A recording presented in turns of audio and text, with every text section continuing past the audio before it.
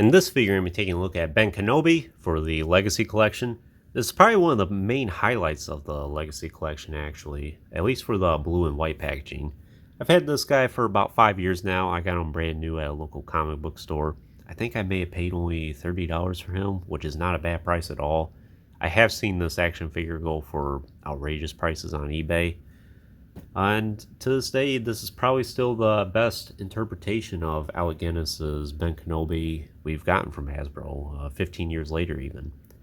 At this time, Hasbro did pipeline that we are getting a new Ben Kenobi here soon in the vintage collection.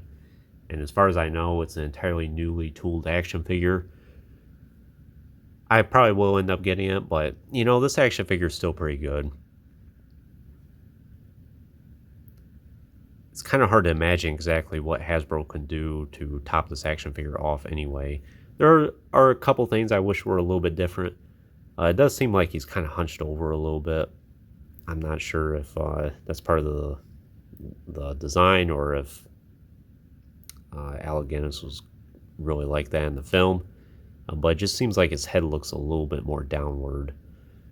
As you can see there, it's easier to make it like that than to have him look totally straightforward. But regardless, it's a very nice action figure. And this is also the 500th video that I have on the channel. And I figured no better character to do than old Obi-Wan himself. About halfway there to my goal. My main goal right now is to get to 1,000 reviews on the channel. And then we'll go from there and see what happens. I don't know how long that's going to take.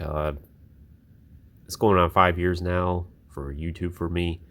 But it's only been really 2 years I've been going really hard at it.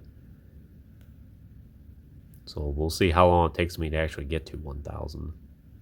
But it's a nice feeling knowing I'm 50% there now.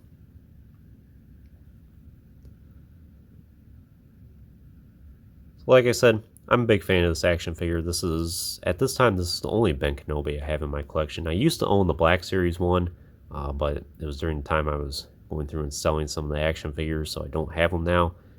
I would not mind reacquiring that at some point, and I don't think it's too expensive. And that's a pretty good action figure as well, other than the plastic robes. While this one has mostly soft goods, which is nice. In terms of the head sculpt, I think that's a very nice Alec Guinness interpretation. I'm a big fan of Alec Guinness and so many other films like The Bridge on the River Kwai and so many others films similar to that. He's a great actor. Star Wars was actually a very minor role for him. I can kind of see why he'd be upset that Star Wars is what he's mostly known for, but then you got this huge catalog of other films out there where it seems like he excels at, or this was kind of like the prime of his life for a lot of those films.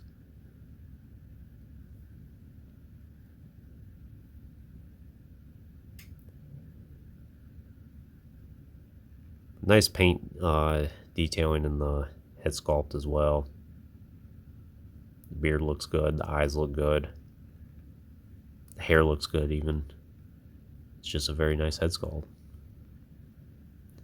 I really don't think Hasbro can improve much more on this. I'm sure they will, with like the photoreal face for instance. But the painted face here looks really good. As for the rest of his robes here, you can tell looks very worn and ragged, which is accurate for Obi-Wan at this point.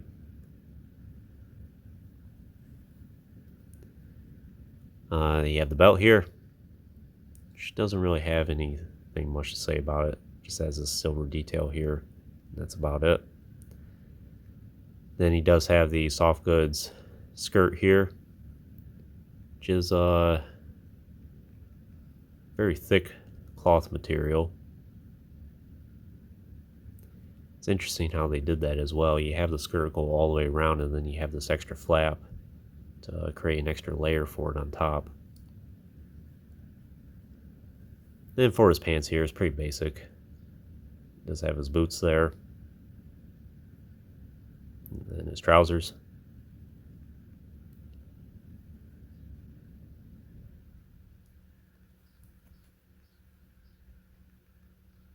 And then, of course, his robe, which is not too bad. You can get it to look somewhat natural on him. If you work with the hood, you can get it to look pretty good.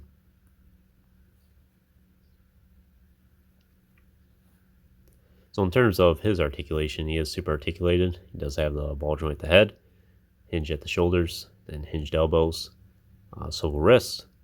What was that? Swivel waist mostly? Yeah. Then swivel hips. Then, what was that? Hinged knees, yep. And then hinged ankles.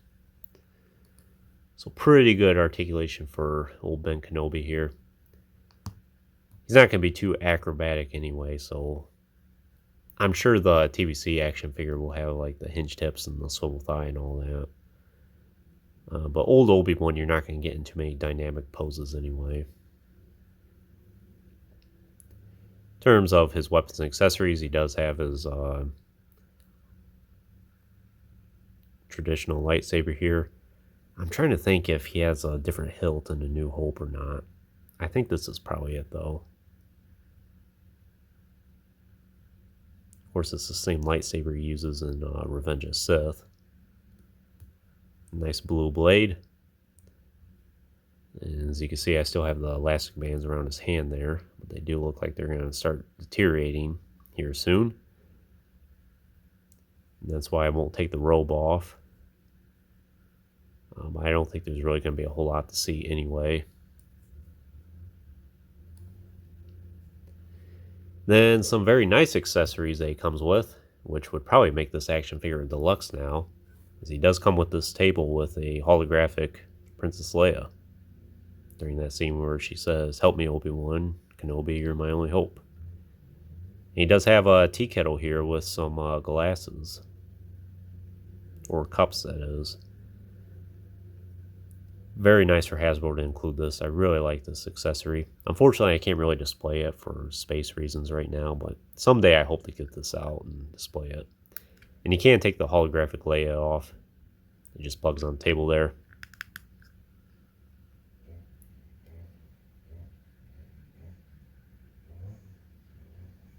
Very nice. And the silhouette of Leia there looks pretty good. It's a very natural pose for her. You can make out her features in her face there a little bit. And if you hold it to light, you can see it much better. So if Hasbro ever made like an Obi-Wan Homestead playset, which I think that would be a cool thing to make. You could have them sitting around there. And then if you have the farm boy Luke, reenact that scene in A New Hope there. I think the Black Series Obi-Wan, there was a Comic-Con exclusive that came with a table like this as well. But I only had the standard release. Then, of course, he is a Build-A-Droid action figure. I don't know if this is the part he came with, but I'm showing a part that I don't think I have on the channel before. Kind of forget exactly which one he came with, but I'm pretty sure it was a leg of an astromech droid.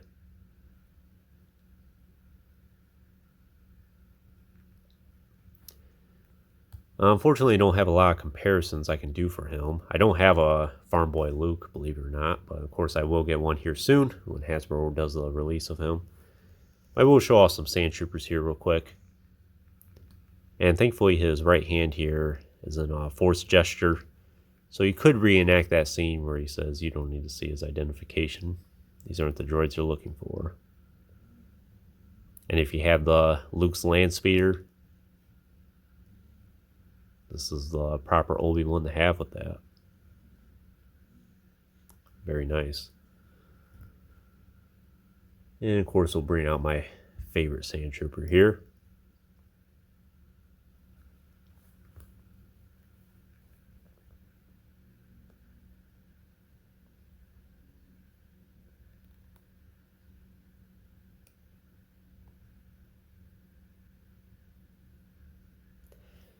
Well, that's pretty much all I can tell you about Ben Kenobi here. Would I recommend this figure for your collection? I totally would. If you're only going to want one for your collection, then yeah, at this point you might want to hold out for the TVC action figure. I'm sure that one's going to be a great action figure as well. But I'm very happy with this one. And I think even when the TVC figure comes out, this one's still going to be a contender for best Ben Kenobi out there. Um, and this table kind of reminds me, it might not be out of the question where Hasbro could do a standard release of Ben Kenobi on the TVC card, and then they could do a deluxe version of him where it includes the table here and maybe a few extra accessories. I think that'd be an interesting option for Hasbro to do. And since Ben Kenobi's tooling really can't be reused for many other action figures, I think that might be the route to go, is do a standard release and then a deluxe. I don't think people will be too upset about that. Of course, we know that this was a standard release back in the day. Hasbro only charged, what was it, $7.99, $8.99 for this action figure, and came with all this. Of course, that's not going to be a thing these days. Interesting how things change in only 15 years' time.